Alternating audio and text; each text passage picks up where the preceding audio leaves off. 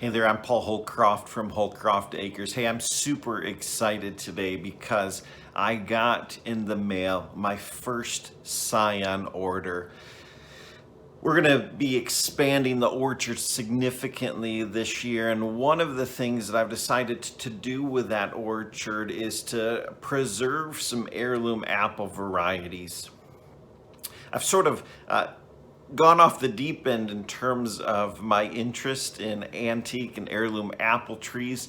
I think my count, I started a spreadsheet between the trees that I currently have and the trees that I ordered and the scions that I've ordered from a variety of different places.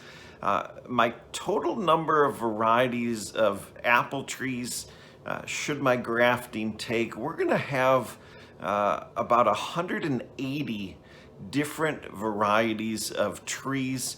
I'm super excited.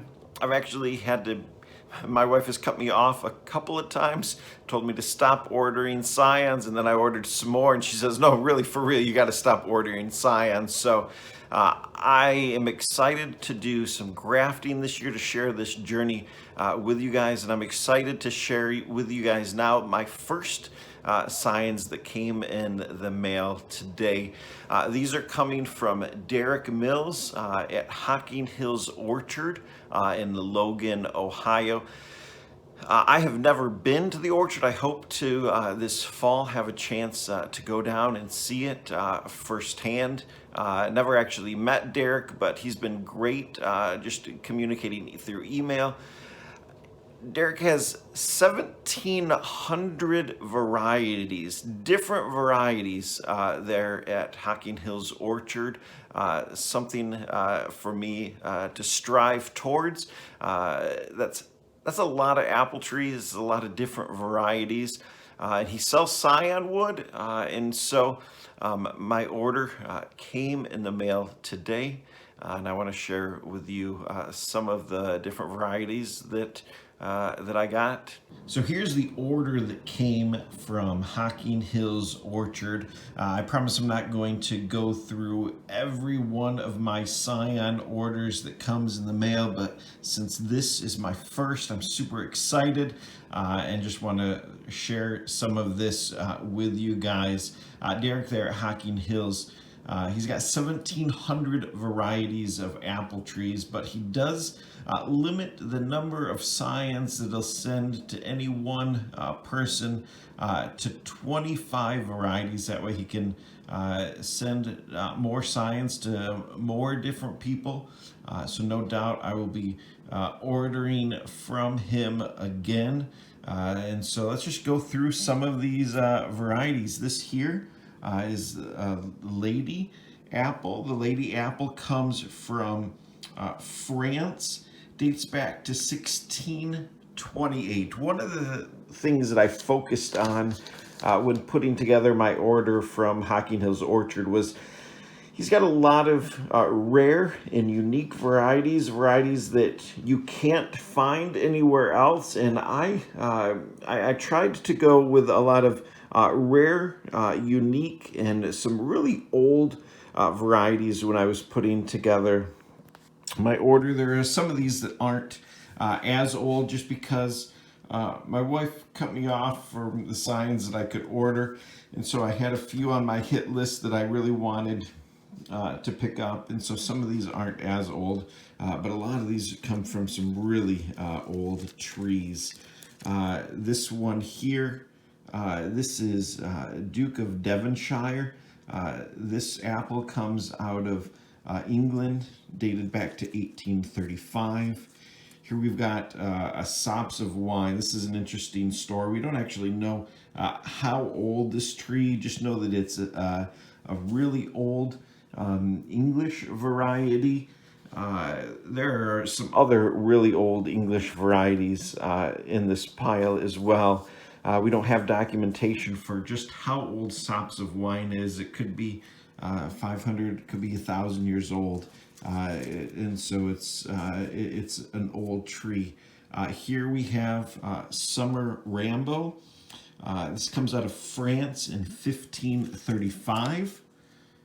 We've got a Winesap here. Winesap isn't as rare, but it's a tree that I didn't have in my orchard and hadn't ordered, and it's a pretty standard tree, something that I thought that I needed to have, and so I went ahead and ordered that. This here is called Chiver's Delight. I don't know how to pronounce all of these. I'll probably look back someday embarrassed at my mispronunciation of the word. But Chiver's Delight comes from England. Again, not as old as some of these, only dated back to 1920, but I've heard a lot of good reviews about Chiver's Delight. This here is the Champagne Rennet.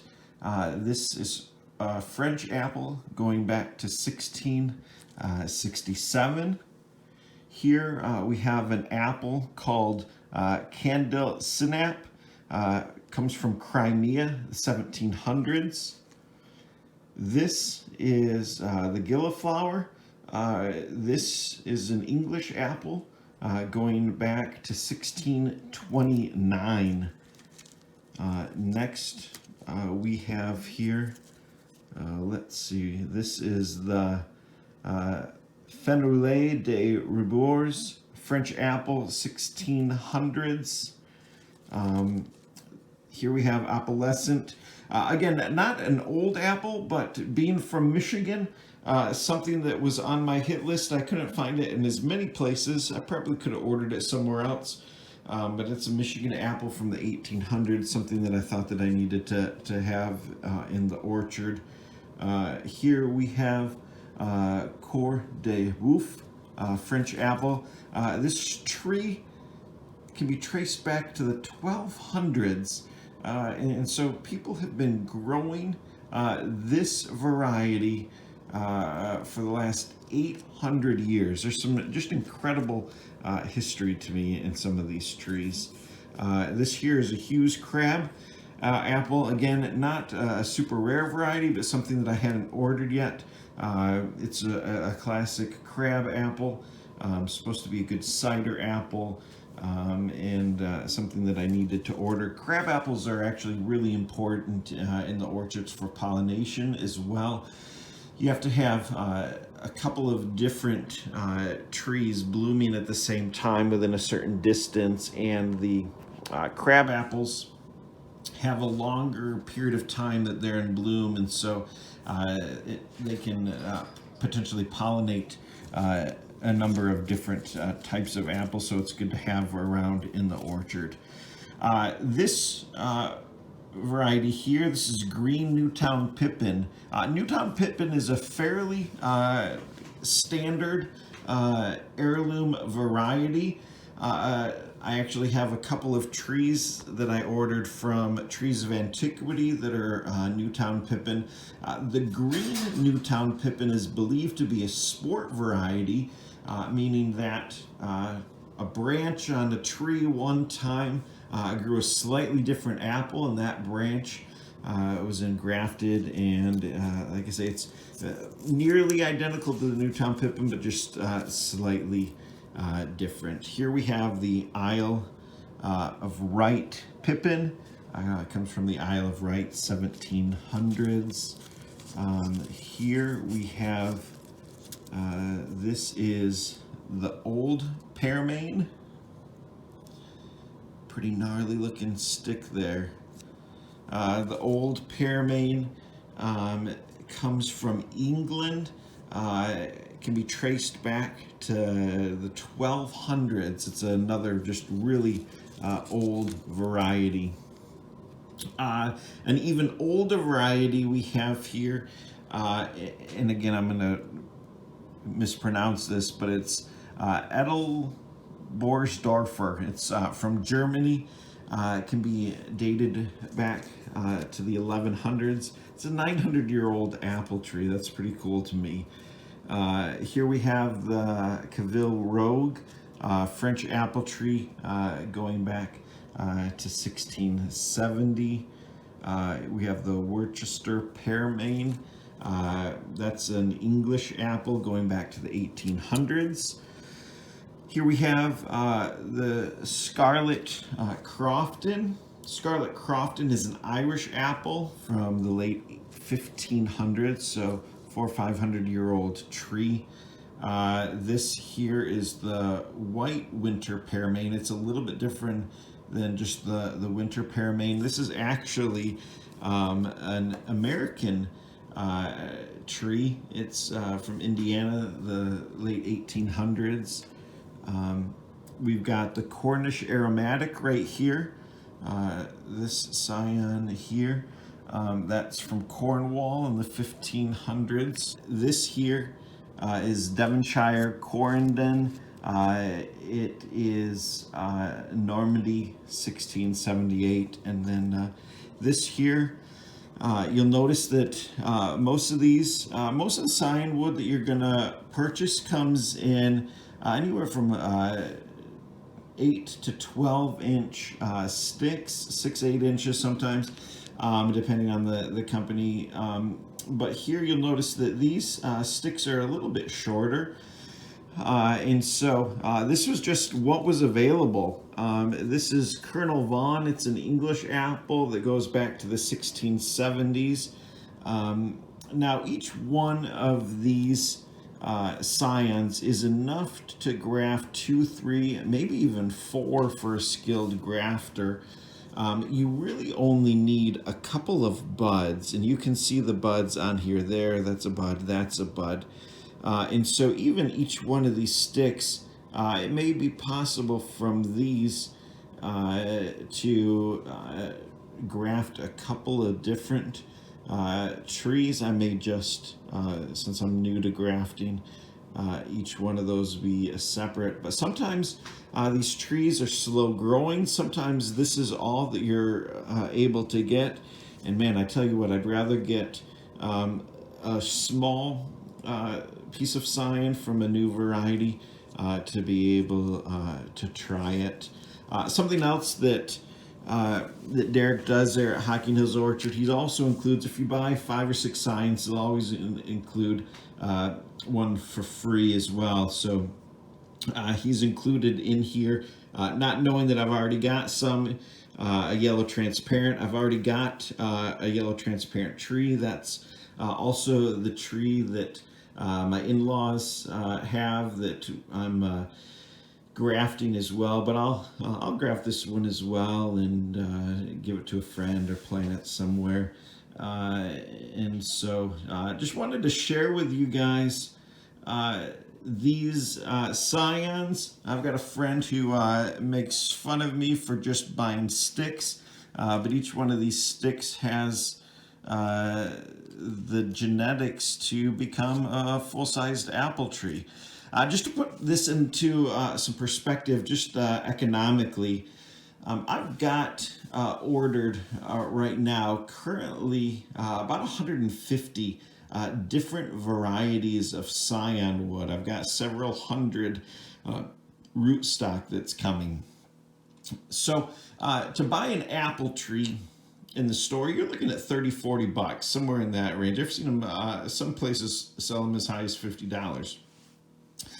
Each one of these sticks, depending on the place that you're buying them, but from here, Hocking Hills Orchard, this stick here cost me $5, but it's enough on there to be able to graft 2 or 3 at least, maybe 4 or more apple trees. And so just to put it into perspective, by grafting your own, you can get rootstock if you're buying it in bulk for about $2 a piece.